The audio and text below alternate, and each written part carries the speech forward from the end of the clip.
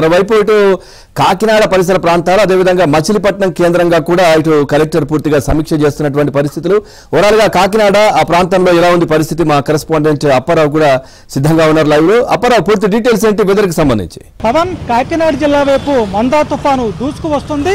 ప్రస్తుతం అయితే తుఫాను ప్రభావంతో కాకినాడ జిల్లా వ్యాప్తంగా వర్షాలు మొదలయ్యాయి. అటు ఈదురుగాలుల ప్రభావం కూడా ఎక్కువైంది. ప్రస్తుతం అయితే ఉప్పాడ వద్ద సముద్రం కూడా కాస్త అల్లకొల్లోలంగా మారింది.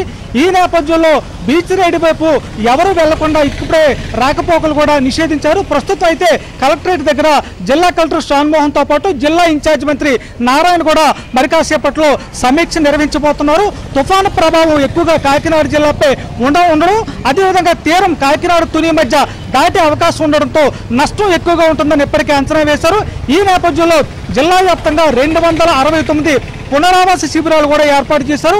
అటు ఎన్డీఆర్ఎఫ్, ఎస్టీఆర్ఎఫ్ సంబంధించి మొత్తం 80 మంది బృందాలు కూడా అవసరమైతే రెస్క్యూ ఆపరేషన్స్ కూడా సిద్ధమయ్యాయి.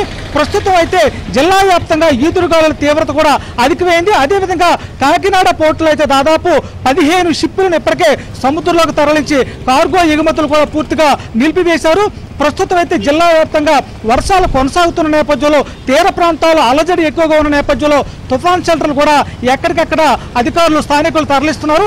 అదేవిధంగా పూరిలలో దాదాపు 400 కుటుంబాలు ఉన్నాయని గుర్తించారు. వీళ్ళను కూడా సురక్షిత ప్రాంతాలు తరలించడానికి ఏర్పాట్లు చేస్తున్నారు. ఇదంతా ఒకెత్తైతే ప్రధానంగా